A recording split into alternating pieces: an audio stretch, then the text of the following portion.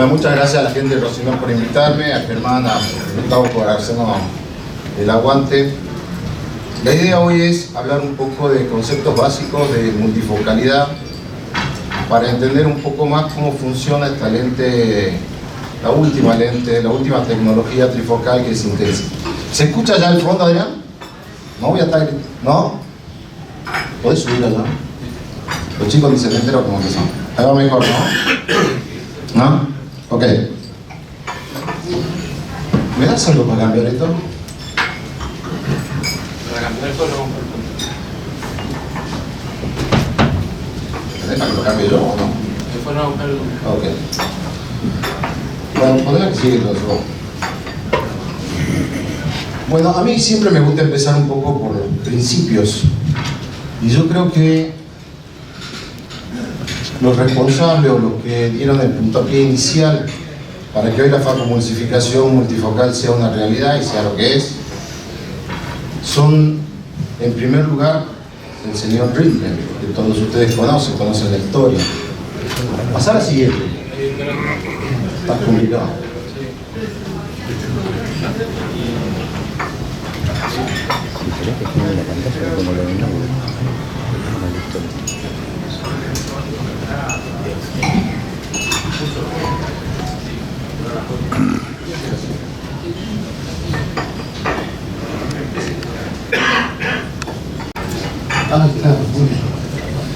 Bueno, Sir Nicholas Harold Ridley fue el que realizó el primer implante de un lente en cámara posterior el 19 de noviembre de 1949. En realidad, ese día este señor le sacó la catarata a un paciente y lo implantó 3 meses después, el 8 de febrero del 50. Imagínense si hoy demoramos 3 meses para implantar una lente, nos matan.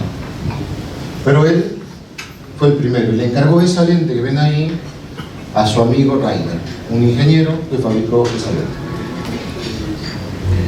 Este señor casi lo cuelgan por implantar eso en el ojo y años después se transformó en lo que es. Ahí arrancó el tema de los implantes. Y en los años 50, 55, todos los implantes pasaron a la cámara anterior, con distintos apoyos, angular, sobre aire, etc. Y recién en el año 75, ¿se acuerdan de Birchot, de la fórmula? Vuelven los implantes a la cámara posterior y ahí empieza un enorme desarrollo tecnológico que llega hasta hoy en día en Intensi. En el medio de todo eso aparece Charles Perman, que es el primero que propone implantar algo dentro del ojo que nos devuelva la visión de lejos y de cerca. Y el primer paso para él era achicar las incisiones porque partían el ojo a la mitad. Y en el año 67, que es el año que yo nací, presenta ese aparato que está allá, que es más grande que eso, que se llama Cavitron. Es el Cavitron de Kelman y es el primer facomulsificador de la historia. Si se van a Washington lo pueden ver en el Museo de la Visión.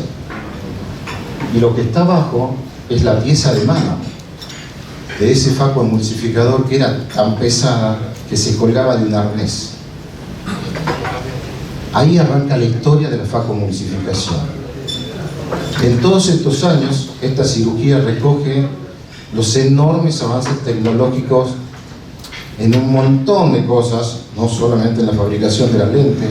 Aprendimos un montón de cosas de ópticas, aprendimos un montón de cosas de medición, aparecieron los biómetros, cambiaron las técnicas, los instrumentales, y hoy tenemos una cirugía con una pseudoafasia, con una pseudoacomodación casi perfecta. Pasamos a la que sigue. Pero, si bien hay innumerable evidencia científica de las ventajas de la multifocalidad,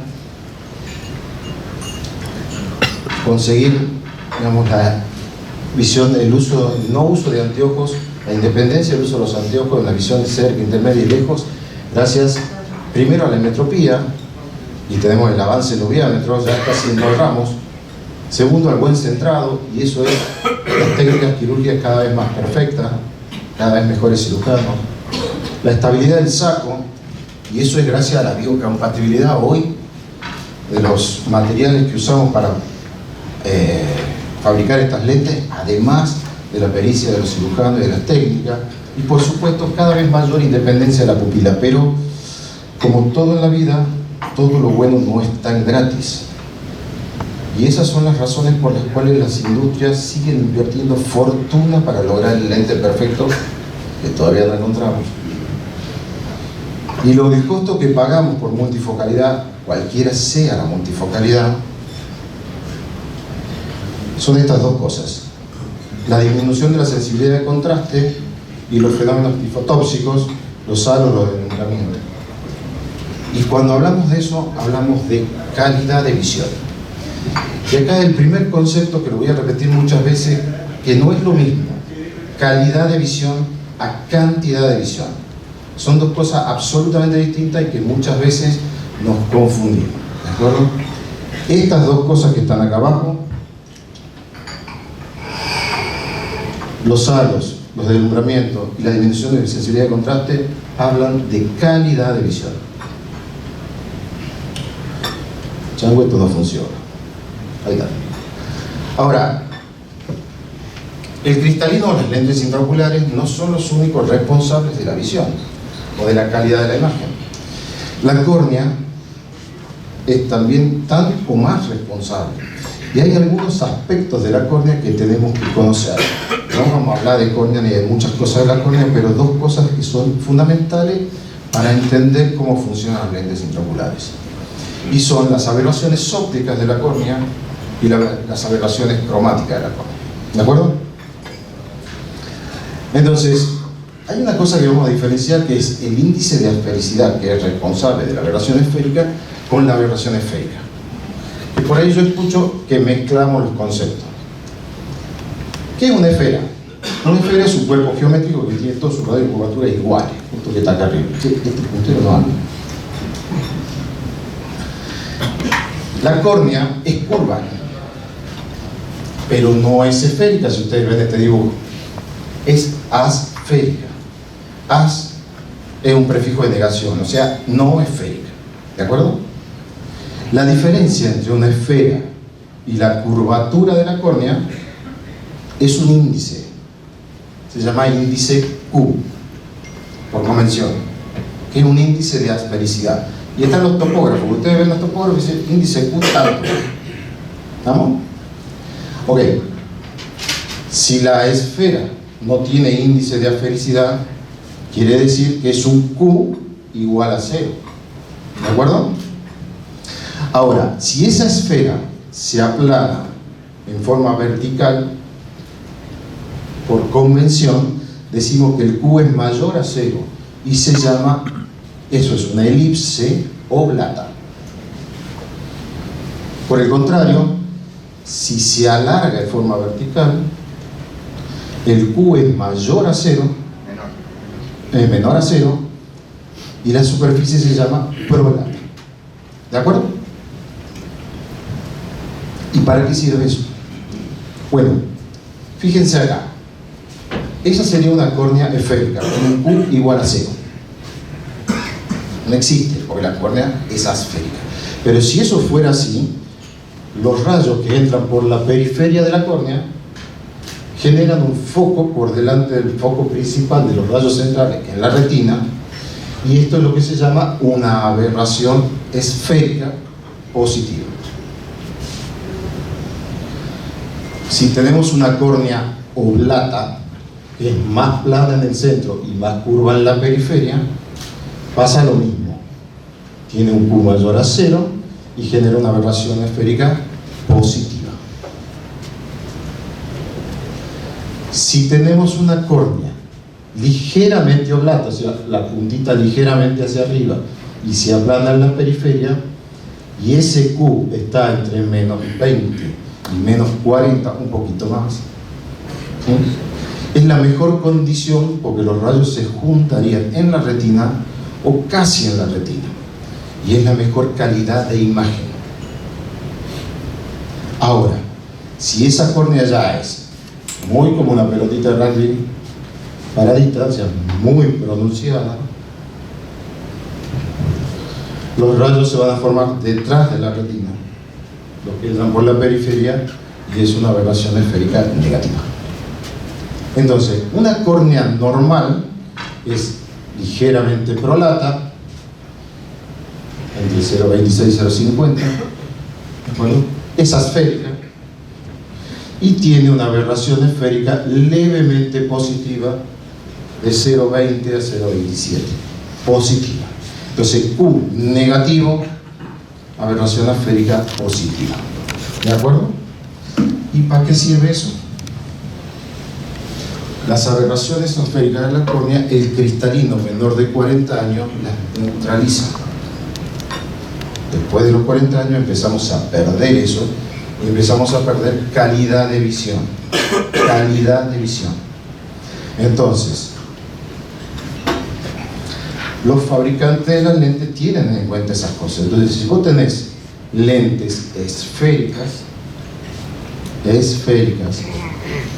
tienen una aberración esférica positiva. Si yo le pongo ese lente a una córnea normal que tiene una aberración esférica positiva, sumo dos aberraciones esféricas positivas, la calidad de visión va a ser mala. Si yo tengo lentes asféricas, tienen aberraciones esféricas negativas y tienden a neutralizar las aberraciones esféricas positivas natural de la córnea. ¿Se entiende? Entonces yo puedo elegir una lente esférica en aquellos pacientes que tienen aberraciones esféricas negativas, por ejemplo una sigmometría. ¿Sí? Es para el otro lado.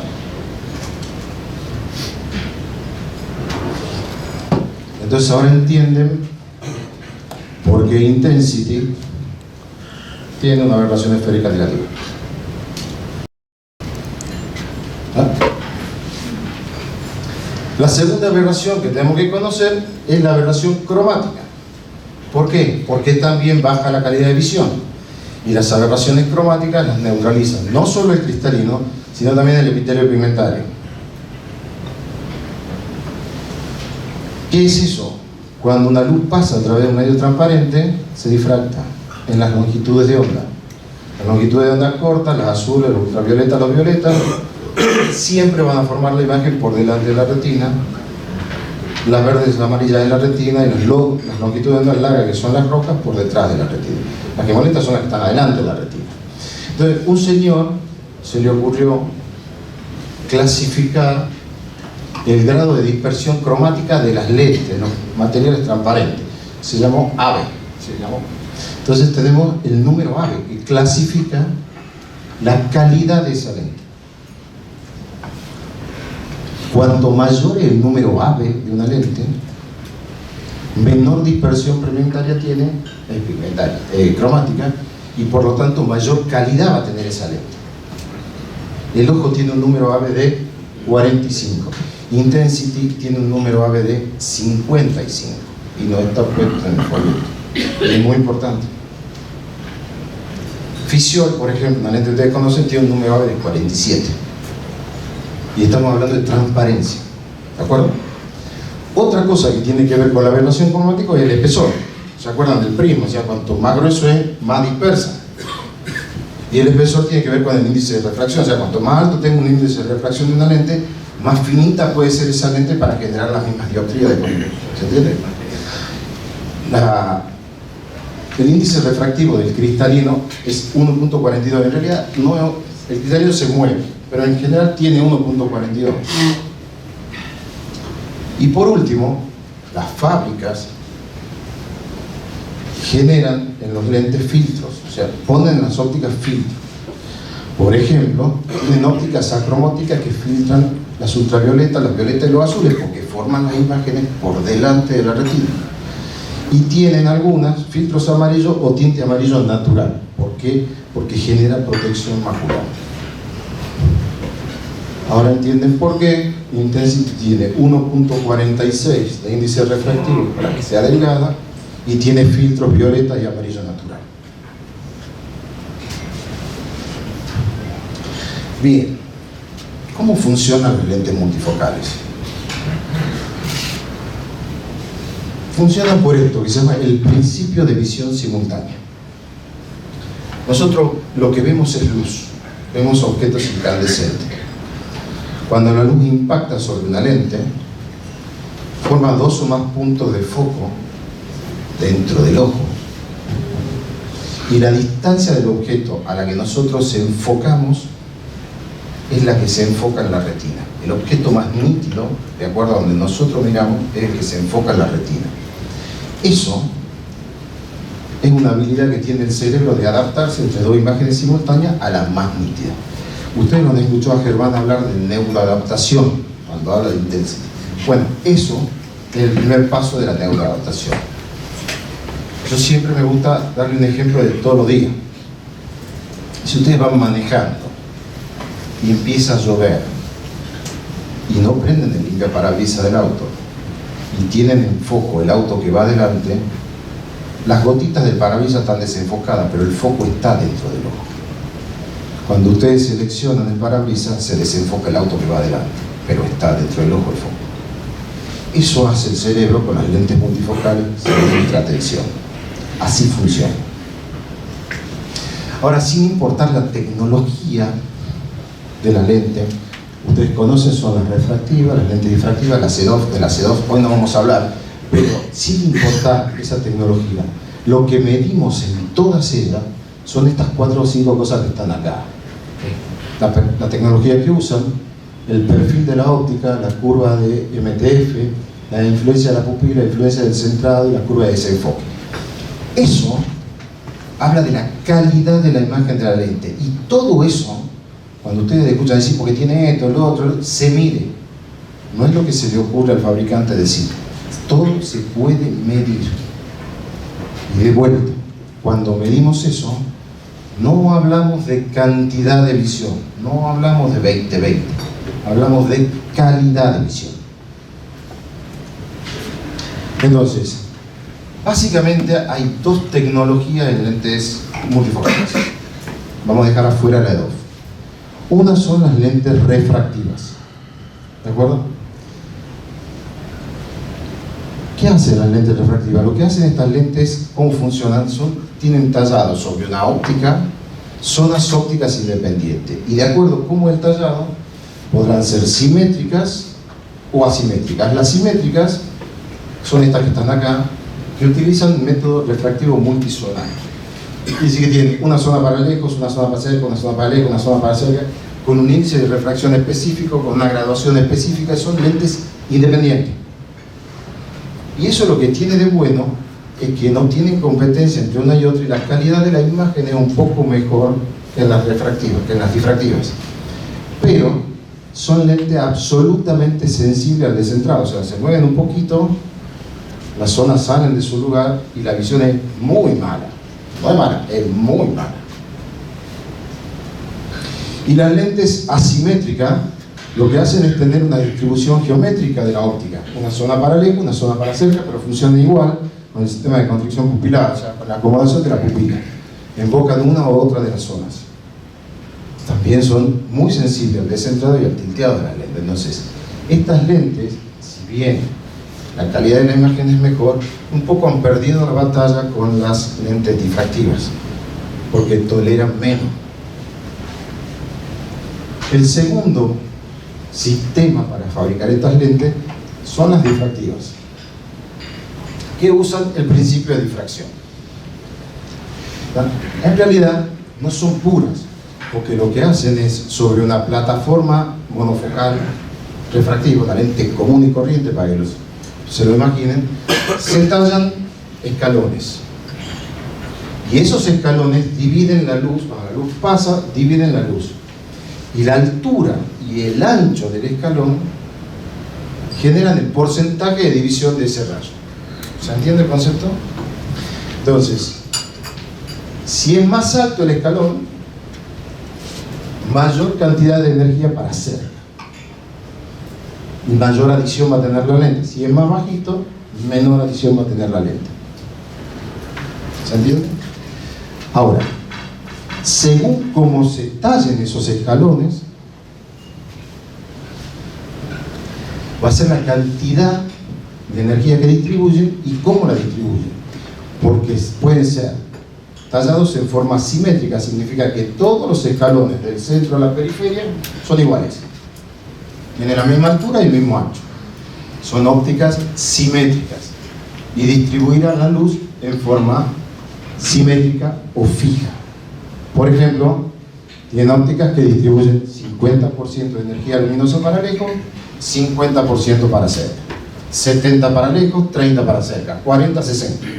¿De acuerdo? Tenemos las ópticas asimétricas. Significa que los escalones del centro de la óptica son más altos que los escalones de la periferia. Por lo tanto, van a distribuir la luz en forma variable. En el centro 50-50 y en la periferia 70-30. Por ejemplo. ¿Y de qué depende cuál usamos? De la pupila. El diafragma pupilar se abre y se cierra y enfocamos por algunos de esos escalones. Y el tercer tipo de óptica son las apodizadas. Y esto las implementó Restor Alcott. ¿Y qué significa apodizada? Significa que los escalones disminuyen de altura del centro a la periferia y además se acuestan. Fíjense cómo es el perfil acá y cómo es el perfil de este.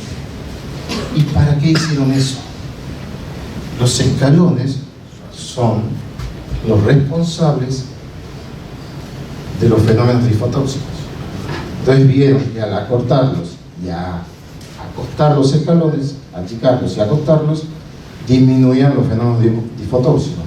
Entonces, esa óptica, por ejemplo, tiene los 4 milímetros centrales con escalones y la periferia es plana. Ustedes la miran y es plana. Es un lente refractivo común, un monofocal. Entonces, en condiciones mesópicas, cuando se abre la pupila, ven por esa zona. Y eso se hizo, esa tecnología se hizo para bajar los fenómenos difotóxicos. ¿Y qué pasa con los trifocales? Bueno, a estas ópticas bifocales le agregaron el tercer escalón, con un tamaño y un alto distinto para que el foco sea a la distancia que ellos quieren. A la distancia que ellos quieren. No es aleatorio, hacen eso. Entonces, según cómo hagan eso, esas ópticas se dividen en clásicas, y esto es importante, son aquellas ópticas de lentes trifocales que dividen su energía luminosa teniendo más en cuenta la visión de cerca que la intermedia. El número que ustedes ven acá es el porcentaje de luz que va a cada foco, lejos, intermedia y cerca. Si se fijan en esos tres ejemplos, el foco de cerca tiene más energía que el de intermedia. Esas son las lentes clásicas. Y entre ellas está Ateriza, que es el que inventó la pelota. Fue la primera patente. De hecho, sale al mercado junto con Panoptic. Que fíjense, está acá, dice en equilibrio intermedio cerca. Y hay un conflicto de patente y Panoptic tiene que poner un escalón más y es una cuadrifocal, no una trifocal. Después están las difractivas con predominio intermedio. Fíjense, acá se invierte el intermedio y el cerca. Y dice, ¿y para qué quiero saber eso yo?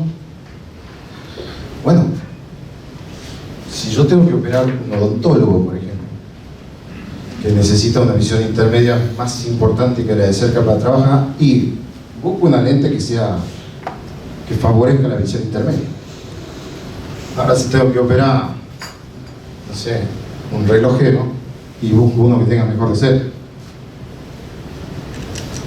¿Y cuál es el mejor? No hay mejor, hay esto. Hay uno para cada uno. Después están los lentes con equilibrio, que son estos dos, que se fijan y los dos números son parecidos. Distribuyen la luz parejita. Hace poco apareció esta lente, Liberty, que tiene otra tecnología que se llama felicidad adicional. En realidad esta lente es una bifocal, que usa esta tecnología que se llama cambio de fase elevada, que tiene interferencia entre la longitud de onda y genera el tercer foco, el foco intermedio. Es de otra charla. Sea como sea, todas estas lentes distribuyen la luz fija o variable. Acuérdense de esto. Fija o variable. Y la pregunta que me hace mucho es, pero si va el 50% de la luz para el foco de cerca, va a haber 5 décimas. No, va a haber 20-20. Lo que estamos hablando es calidad de visión, no cantidad de visión. La cantidad de luz le va a dar la calidad de visión. ¿De acuerdo? Y hace unos pocos años apareció esta lente, Intensity. Entonces, ¿y cómo maneja la luz? Dinámica. Eso no lo conozco. Es otra tecnología. Sea como sea, incluida la Intensity, que maneje la luz, esto pasa con la distribución de la luz. Se forman los 3 focos, pero hay una parte de la luz que se llama pérdida por difusión. Pasa. Y eso es la responsable de los 3 fenómenos que bajan la calidad: LED, halos, disminución de la sensibilidad de contraste. ¿Está? Y la tienen todas las lentes. Ahora, todas las lentes del mercado, todas, informan cuánta luz usan. Todas. Acá están las 4 más usadas tal vez. Fíjense, esto lo dan en la fábrica. Fine Vision, Atelisa, Panoptic usan entre el 86 y el 88% de la luz que reciben. O sea que acá pasa 12 a 14%, pasa. Miren la intensidad. 93,5% de la luz que recibe la usa. Pasa al 6,5%. Solamente con eso yo les podría decir, ¿cuál tiene mejor calidad? La que usa más luz. Y eso es información que se puede medir. No es que se para y me dice, che, usa el 100%. Se puede medir. Entonces ahora entienden por qué es difractiva, por qué ponen este loguito acá, porque esto es nuevo, por qué está esto acá, porque tal vez lo más importante, cuánta luz usa. ¿Estamos hasta acá? No le gustó el desayuno. Bueno, entonces, calidad de imagen. Hay 3 factores que la bajan. Son la difracción, la dispersión y las aberraciones ópticas. Bajan la calidad de la imagen, no la cantidad, la calidad de la imagen. La difracción la acabamos de ver, pero hay una cosa que no les dije. La pupila potencia la difracción. O sea, si ustedes tienen un sistema óptico, toman un láser, lo apuntan, la imagen que se va a formar del otro lado debería ser un punto, y en general es una mancha porque tiene algún grado de difracción. Pero si ustedes ponen un colimado, una pupila, y la cierran, van a ver el punto, porque elimina todo lo que está alrededor. Si abren la pupila, aumenta exponencialmente 16 veces la difracción. Por eso, otra de las cosas que ustedes van a escuchar es la independencia o no de la pupila en estas lentes. La segunda cosa que genera mucha alteración en la visión es esto que llamamos scattering, que es la dispersión de la luz. Cuando la luz pasa, se refleja, se refracta o se difracta. Todo eso se llama scattering. Cualquier irregularidad en la superficie de una lente, cualquiera, que esté mal pulida, que tenga vapor, genera eso, dispersión de la luz. Y por supuesto baja la calidad. ¿Saben lo que es el glistering, no? ¿Lo han visto? ¿Alguno de ustedes cree que eso no genera scattering? ¿Tienen 20-20? Sí. Pero hay que medir la calidad. Y las aberraciones ópticas ya las acabamos de ver. Entonces, todo esto se mide. Lo miden ustedes en el consultorio, tienen pruebas objetivas para saber cómo se comporta una lente.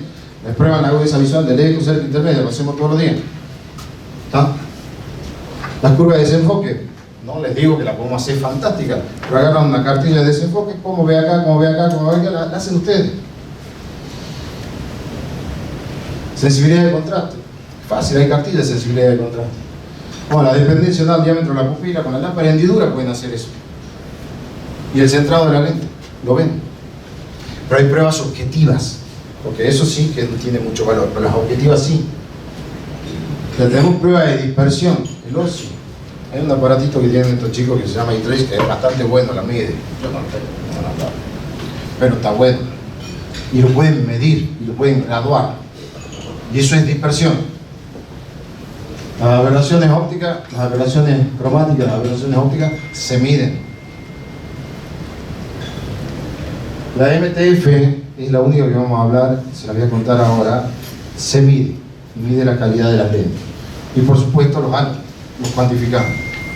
O sea, todo se mide. ¿Qué es esto de la MTF? ¿Sí?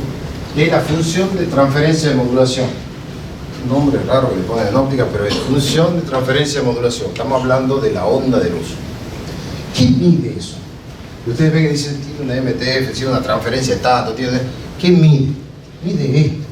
Mide la capacidad que tiene una lente de transmitir detalles. Desde el plano del objeto, o sea, lo que yo estoy mirando, ¿sí?, al plano de la imagen, mi resolución en la retina. Mide calidad de visión, sensibilidad de contraste. Eso es lo que mide el MTF, lo mide. Y se hacen las curvas de MTF que están acá. Miren, miren qué interesante. Esto es medir cómo utiliza la lente, la luz en cada foco. Todo eso que yo les dije, distribuye así, lo miden con esto. Pero miren esto, una lente monofocal. Ustedes han escuchado decir que las lentes monofocales tienen la mejor calidad de imagen, porque usan toda la luz. O sea, entra la luz y genera un foco. En promedio las monofocales usan el 80% de la luz. Las monofocales que no tienen ningún escalón, el resto se pierde. Pero 80% de la luz para un foco es buenísima, o sea, la calidad de la imagen es altísima. Solamente dos ejemplos acá para no repasar todo. Ateliza, 50, 20, 30. Las curvas, este es el de lejos, intermedia y cerca. No llega al 40, 42, 40, 42, 43, 40. Ninguna llega al 50, pero todas informan 50. Lo que significa es que la mitad de la energía ellos la quieren distribuir para cerca, pero a la lente no la usa. Y son los porcentajes que se pierden. Lo mismo pasa en los focos de intermedia. El foco de intermedia tiene 20, no llega al 20. Acá está el 20, no llega. Este tiene 30, no llega al 30. Y miren cómo pierde luz, cómo pierde energía en los focos del medio. ¿Saben cuál es la correlación clínica de esto? Las curvas de desenfoque.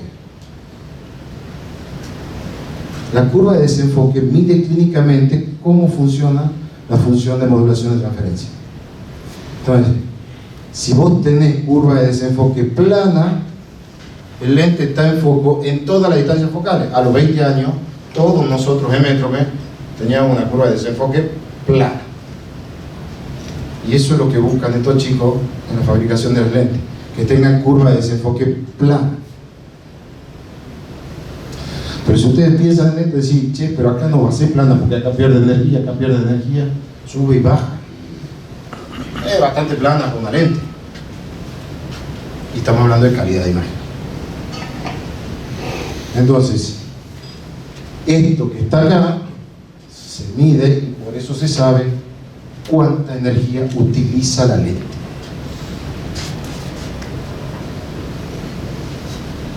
Bueno, ¿qué es intensity?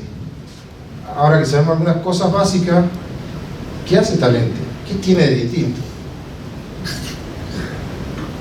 ¿Es una trifocal o es una pentafocal? ¿Qué es esto? ¿Cómo funciona?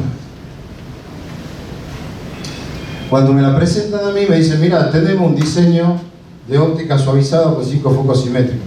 Ah, Adrián ya nos contó que es una óptica simétrica y que es asimétrica, eso ya lo sé. ¿Ah? Toda una lente, todo funciona con el diseño de la óptica. La luz interactúa con la óptica, pero ellos no le ponen foquito a la lente. Todo el secreto está en el diseño de la óptica. La segunda cosa que me dicen, tiene máxima capacidad de utilizar la luz, esa óptica, zaraza. Si no hay forma de máxima capacidad de utilizar la luz. O sea, eso es marketing. Porque Adrián nos dijo, fija, variable y dinámica, pero máxima capacidad no existe. Bueno, eso es marketing. Y tiene 3 zonas independientes de la apertura pupilar. Eso es buenísimo. Porque ya sabemos qué hace la pupila. Entonces, veamos qué han hecho con la óptica distinto a los escalones. Esta óptica tiene un tallado patentado por Janita. Todas las ópticas están patentadas, porque son los secretos de la fábrica. Pero lo que tiene de distinto esta óptica es que tiene esto, que pasa por alto cuando uno lo lee. Tiene un pulido, un tallado de los anillos sin pulir. Esto es muy importante y ahora se lo explico, por la alta precisión que tiene el torneado. Todas las lentes intraoculares, después que son torneadas, tienen que ser pulidas, porque si no tienen scattering, irregularidades en la superficie. Pero cuando ustedes pulen la lente, le quitan potencia a la lente. Entonces mejoran la sensibilidad de contraste, pero pierden potencia a la lente. Estos ñatos encontraron la forma de tallar la lente y no necesitar pulirla. Es tan precisa el tallado, por eso ustedes la ven a la lente y no la ven tan transparente, porque no está pulida. Pero eso maximiza la sensibilidad de contraste y maximiza la visión de la lente, la cantidad de visión de la lente. ¿Ah? Y además, ese tallado de los anillos tiene, a partir del orden 0, el orden 0 de esta lente es la distancia intermedia, que es otra cosa importante. En general, el orden 0 de las lentes es la distancia cerca. Esta lente la tiene en la distancia intermedia. Y talla, los anillos son 12 anillos que los talla en grupo, y va variando la altura de los anillos en grupo. En vez de hacerlo una sola hilera, los talla en grupos. O sea, tiene un cambio suave de altura en grupo. ¿Y eso qué hace? Hace esto. Que la segunda cosa importante, que la máxima capacidad de utilización de la luz, es esto, la utilización dinámica de la luz. Esa óptica genera un algoritmo de utilización de la luz distinto a la distribución fija o variable. Es dinámica, porque genera, como ustedes ven allá arriba, unos bucles de retroalimentación. Eso es muy óptico. Pero lo que hace es que este algoritmo, está patentado, maximiza el uso de la luz en cada uno de los grupos de anillos. ¿Ah? Que son focos simétricos a partir del orden 0, que es para la distancia intermedia. Y esa distribución en esos anillos genera que la función de transferencia de modulación se incremente en 2 zonas ópticas y funciona como intensificadores. ¿Vieron que lo mostré como caía la luz? Bueno, estos funcionan como intensificadores entre la distancia lejos intermedia, 1, y entre la distancia intermedia y cerca, la otra. Y se puede medir en la curva de ese foco, la curva de metría. Es esta. Entonces fíjense, el foco de lejos, y en vez de caer a casi 0, tiene un rebote que es el intensificador. Lo mismo pasa acá, en vez de caer a 0, se mantiene en niveles altos, que es el segundo intensificador. Por eso le llaman pentafocal. ¿Y esto qué es? ¿Cuál es la traducción clínica de esta curva? La curva de desenfoque. Entonces genera curva de desenfoque planas. Y cuando vos tenés la curva de desenfoque plana, tenés lo que se llama un rango de visión continuo. ¿Le suena lo de Doff? O sea, la lente está en foco.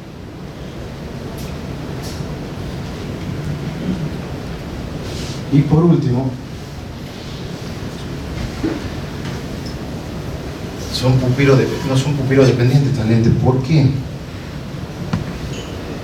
Este sistema para distribuir la luz genera 3 zonas ópticas. No es la lente la que genera las zonas ópticas, es la forma de distribuir la luz y cómo aumenta la función de modulación de transferencia en cada una de esas zonas. Con lo cual, la zona óptica 2 coexisten las calidades de visión para visiones escotópicas y mesópicas. Entonces la luz se distribuye uniformemente y no tienen problemas, no pierden energía con las pupilas grandes. Por eso es independiente del tamaño de la pupila. Bueno, la verdad que yo terminaba esta charla contándoles mi experiencia con esta lente, pero siempre digo lo mismo, la experiencia propia es la que más sentido tiene. O sea, yo les puedo contarlo bien, que me va con la lente, me he ido muy bien con la lente. Me encanta Germán y Gustavo, que tienen más experiencia que yo, han puesto muchas más que yo, y ahora les vamos a preguntar algunas cosas. Pero lo que creo que tienen que hacer es ponerlas ustedes. No hay mejor experiencia que la propia, la lente funciona, es muy buena. Pónganla, si les gusta, bienvenido, y si no les gusta, tienen 20 lentes para elegir, pero saben cómo funciona. Y ese era mi objetivo, contarles cómo funciona. Así que bueno, muchas gracias.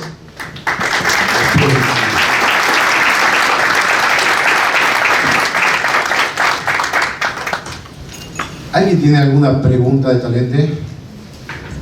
¿Quieren saber algo?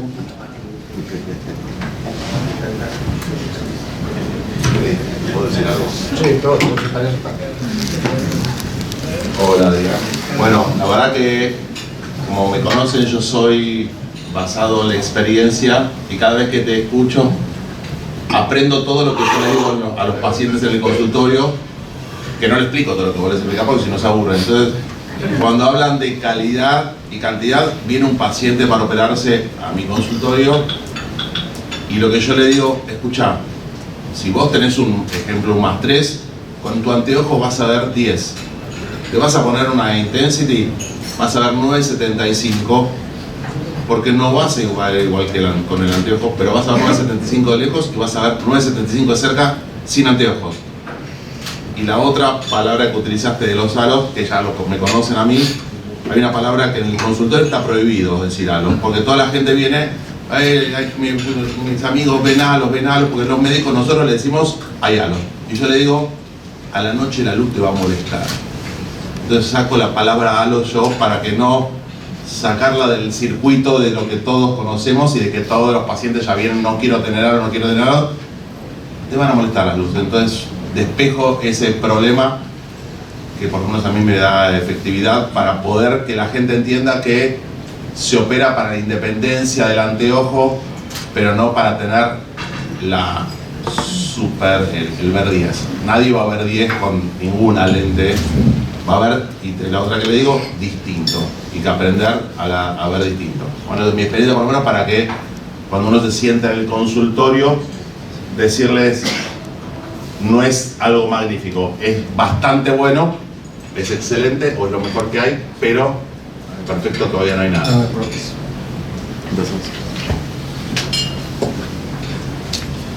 Bueno, Adrián, impresionante la charla, súper, me hizo acordar las clases de la escuela primaria, secundaria, pero es excelente, de esa forma se aprende. Y la lente es muy importante, o sea, nosotros vamos a poner la lente con la mejor calidad, pero aparte tenemos que saber que tenemos otra lente, que es la córnea, y tenemos una mácula, y los ojos tienen que estar alineados, y todo eso también es importante. Entonces los estudios preoperatorios son importantes. Yo ahora les estoy estudiando a los pacientes con unos CT, cuál es el tilt que tiene el cristalino, para saber cómo van a quedar las lentes, si va a permanecer ese mismo tilt. Y un promedio tiene un tilt de 6-7 grados de inclinación los cristalinos. Entonces, como decía Adrián, eso también genera aberraciones, porque una lente tilteada genera aberraciones y genera defectos visuales. Y yo siempre digo que tienen que tener la córnea perfecta, y con eso compre el L-Trace a esta gente, que es espectacular para eso, porque te da el MTF preoperatorio que tiene el cristalino, el MTF del cristalino y el MTF de la córnea. Entonces sabemos cómo está la córnea en el preoperatorio y sabemos cuál va a ser el MTF, ya que ese no lo podemos cambiar, que es el MTF que ya tiene el ojo. Y vamos a estar jugando con eso, no solo con la lente, que la lente es fantástica, eso no hay duda, pero tenemos un ojo y tenemos un paciente con una mácula también.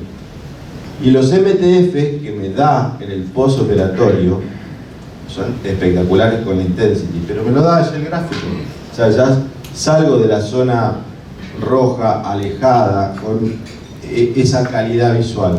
Entonces siempre que vamos a usar una lente multifocal en un paciente premium, tenemos que tener un ojo premium, porque todo importa, no es solamente la lente, o sea, todo importa. Y los pacientes que tienen una córnea con el Q, como decía Adrián, es importante. Yo digo siempre tiene que tener la córnea perfecta. A veces nosotros damos por sobreentendido que estamos hablando con la córnea perfecta, pero la charla de Adrián es espectacular. Eso es la córnea perfecta. Tener ese Q con esa felicidad. Entonces el resultado va a ser espectacular.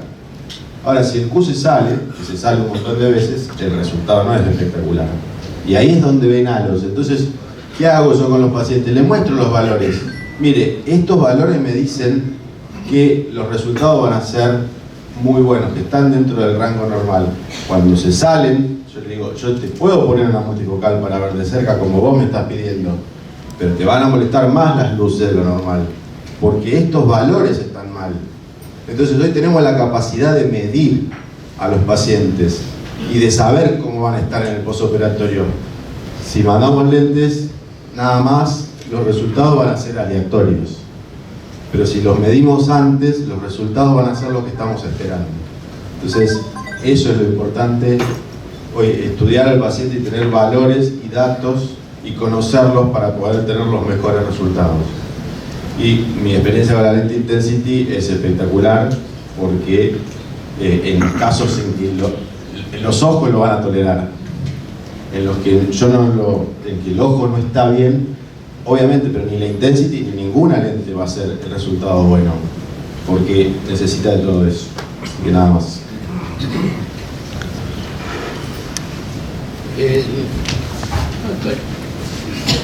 Gracias. En un porcentaje importante de casos, sobre todo mujeres después de 60 años, tengo que ver ojos secos. Y me pregunto yo, en este momento, ¿cuál es el resultado de estas lentes cuando hay una verdadera sequedad ocular y que hay que mantenerla? El tratamiento. Si hay un ojo seco severo hay que tratarlo porque el resultado no va a ser bueno. Con nada. Sí, el tema, yo lo que le digo al paciente cuando viene con un ojo seco es como digo, tenés el parabrisas y no le pusiste agua al sapito. Tenés una Mercedes-Benz adentro del ojo, pero si no le pones agua al sapito, el parabrisas te la ensucia toda y no vas a tener buena calidad. Los tratamientos para el ojo seco, nosotros tenemos un departamento de ojo seco, lo mandamos, se le hacen todas las cosas que hay hoy por hoy. Mi recomendación siempre es darle el omega 3 a todos los pacientes desde un tiempo antes. Yo he notado que un gran porcentaje mejoran con ese tratamiento y mejora la calidad visual. Y algo que es importante que dijiste vos, Adrián, también el descentrar la lente. ¿Qué le hace al paciente cuando se descentra la lente? El ángulo capa, el ángulo alfa y todo eso.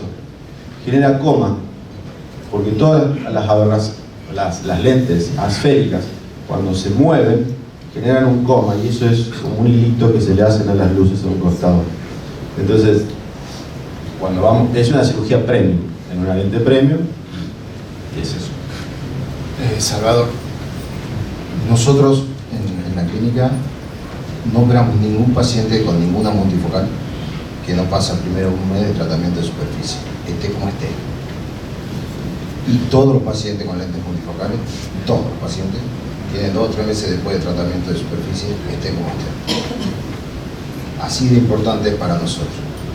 Yo nunca he dejado de poner una lente multifocal por una mala superficie. Ahora, hay pacientes que me ha costado arreglar la superficie, sí, y te digo más.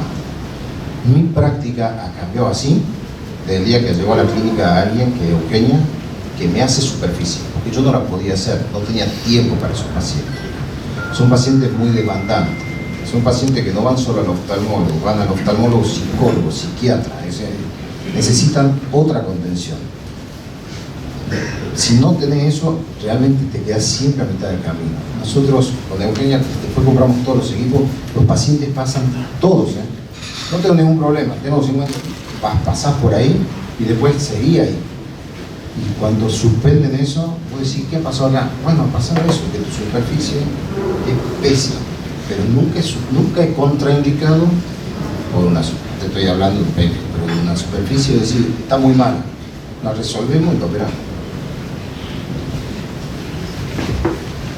Y lo importante de la superficie es que mucha gente tiene el ojo seco subclínico, entonces no sabe que tiene el ojo seco, y uno a veces, todos en la experiencia y en el aprendizaje, uno empieza a poner lentes multifocales que después se daba cuenta que aparte por la misma cirugía empeora el ojo seco y empeora y tenés todas las complicaciones del ojo seco. Entonces, estudiarlo previo y decirle, vos tenés el ojo seco, y el paciente dice, yo no tengo el ojo seco. Vos tenés el ojo seco, te vas a tratar el ojo seco porque va a ser la manera mejor de recuperar la cirugía y obtener y optimizar al máximo la visión que es deseada. Pero siempre revisar el ojo seco, siempre, y explicar eso.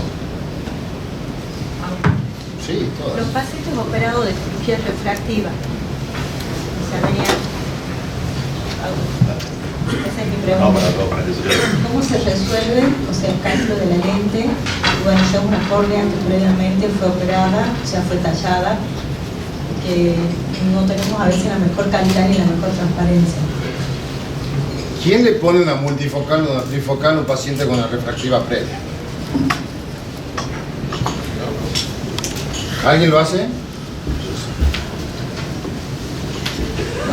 Siempre hay alguien. Siempre hay alguien que lo hace. Siempre hay alguien. Bueno, no lo hagan en casa, como dicen siempre. Pero ¿qué hay que ver? Hay que ver la Q del paciente y cómo es la curvatura anterior y cómo está la curvatura posterior. O sea, tenemos que ir a esos datos. Como decíamos recién, no es que yo le pongo una lente multifocal, trifocal a cualquier paciente. Vamos a los datos, vamos a la Q. ¿En cuánto se alteró la Q? ¿En cuánto se alteró la esfericidad? Con esos datos, y también vamos a ver el MTF. ¿Está alterado o no está alterado? Entonces, cuando no se salen de ciertos rangos, como decía ahí, porque la Q no es un número, es un rango. Si está dentro de ese rango, sí se puede poner, ¿sí? Pero no se tiene que salir. Y después también estudiamos la High Order Aberration. ¿Cuánto tiene de High Order Aberration el paciente? Tiene 3, tiene 5, tiene 7. Obviamente, tiene que estar menor del 3. Si está entre 3 y 5, no es conveniente, 7 contraindicado.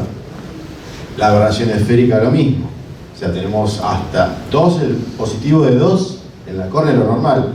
¿Cuántos se le alteraron? ¿Fue una hipermetropía? ¿Fue una miopía? O sea, hay todo un rango, da para una hora para charlar. Pero bueno, hay casos especiales. Como dice Tuzán, puede fallar.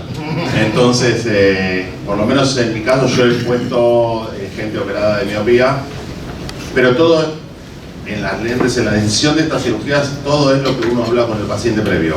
Y explicarle que Tuzán puede fallar.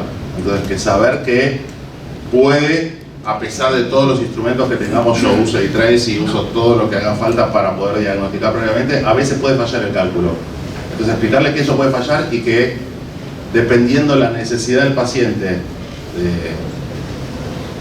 querer ver el 975 o conformarse con el 9, o la posibilidad de tener que explantarse o retocar si hiciera falta. Pero me parece que lo más importante es algunos pacientes saber que no, y algunos pacientes explicarle todo para estar tranquilos después de no tener problemas. Esa tal vez sería una de las pocas, para mí, indicaciones del dedo. Bueno, acá con el hermano Adrián está haciendo la pregunta al revés, que es muy buena. Cuando tenemos un error refractivo post lente multifocal, ¿cuántos le hacen un PRK o un LASIK? O sea, sería exactamente lo mismo. estamos corrigiendo con un PRK un error refractivo posterior a la lente. O sea, estamos dentro de lo mismo. Ponele. Quitamos calidad visual. Sí. ¿Otra preguntita? Nada. Bueno, muchas gracias por venir. Nos vemos la próxima. Gracias.